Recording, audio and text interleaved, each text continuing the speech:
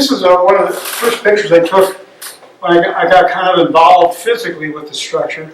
About a 10-foot fence was installed around the building because there was so much trouble with worry of vandalism. And of course, this is taken in early spring or late fall.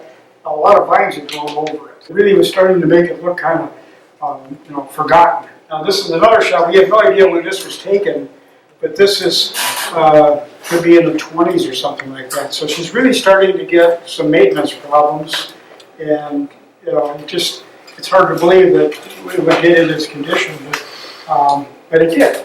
But it's still substantial. The hayloft doors are still here. They opened. Actually, those open in. And some of the hinges are still up there, which is very unusual. A lot of times they open down. But you can see here, there's actually some maintenance problems even back then. Around, this was probably built roughly 1870-ish, because the house is from the early 1860s, and we knew that this was built as he became more prosperous as a farmer, but prior to his inventing of the barbed wire. So this is another shot of it. But you can see there's some broken windows, and the paint is fading pretty bad.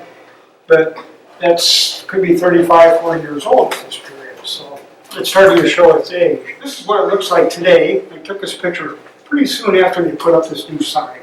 So if you haven't seen the sign yet, it's very nice. So as you drive through the Burger King, it actually talks about the significance of the building, it's a very nice little sign. And I believe the blacksmiths were involved in making a structure to hang it. So it's pretty cool.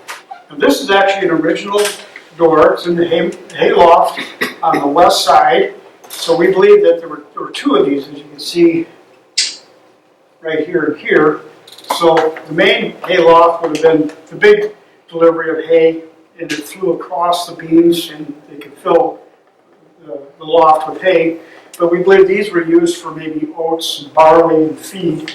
It was brought up through these, which was probably every month they had to bring in feed. All of these little windows were each stalls, and the windows actually pivoted. So the whole, right in the center, there was little pins, so the horse could actually stick his nose, his muzzle, and pop the window open to get some fresh air. And when he brought his nose back in, it closed up, so that way the water couldn't get in. But this is actually an 1870s vintage door.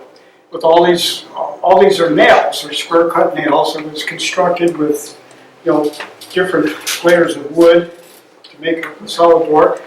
These strap hinges are totally original.